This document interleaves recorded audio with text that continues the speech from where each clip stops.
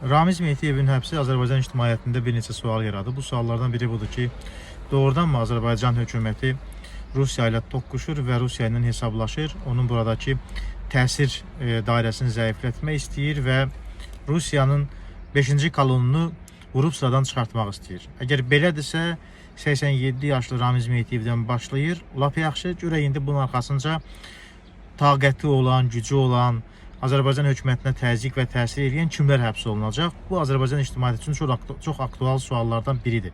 Doğrudan da Ramiz Mehtiyevin həbsi ilə kifayətlənmək bir qədər absurd görünər. Çünki Ramiz Mehtiyevin 87 yaşı var və tək başına dövlət çevrilişi, hökuməti ələ almaq, onu zorla saxlamaq kimi bir ittihamın ona verilməsi məncə başa düşülən olmaz. Bu işin bir tərəfidir.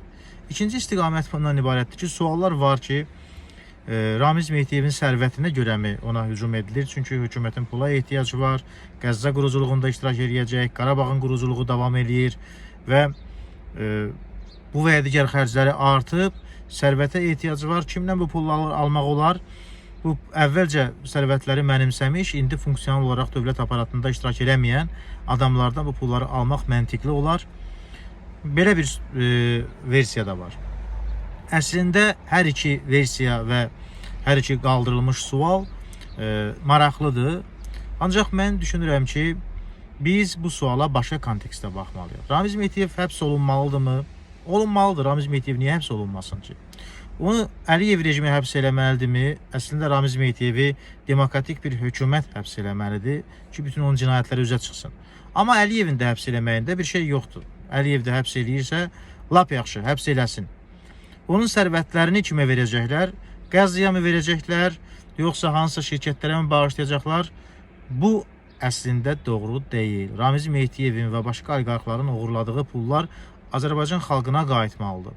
Bu sərvətlər pensiya fondunda özünü göstərməlidir. Bu sərvətlərin Ramiz Mehtiyevdən alınması pensiya fondunda özünü göstərməlidir. Əhalinin pensiyasının artımında özünü göstərməlidir.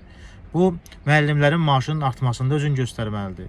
Azərbaycan təhsilinin belini qıran Ramiz Mehtiyevin sərvətləri kimə verilməlidir? Həkimə, müəllimə verilməlidir.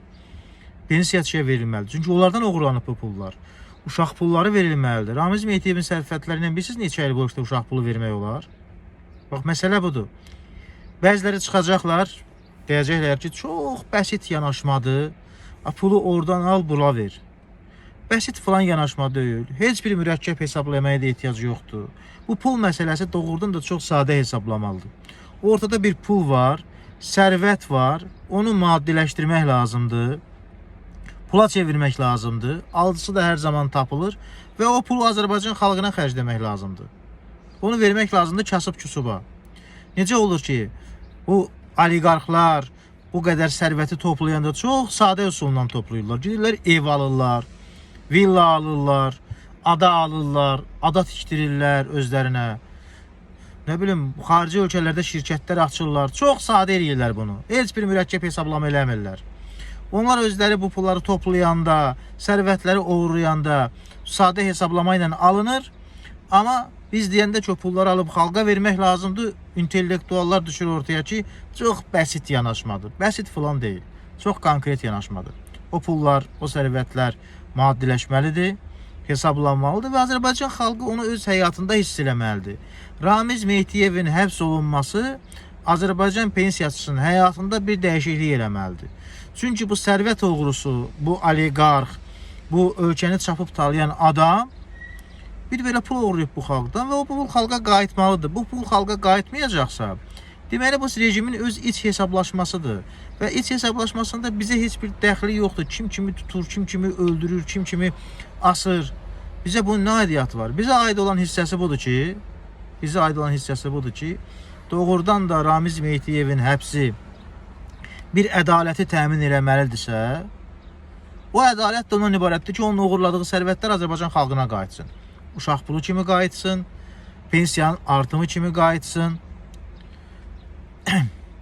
müəllimin, həkiminin maaşının artımı kimi qayıtsın.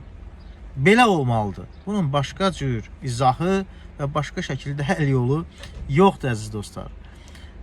Geopolitik, belə deyək, təhlillərə getməyin, nə bilim, komple teorilerine, teoriya zaqıvır deyirlər buna, uydurma nəzəriyyələrə uymağın heç bir yeri yoxdur.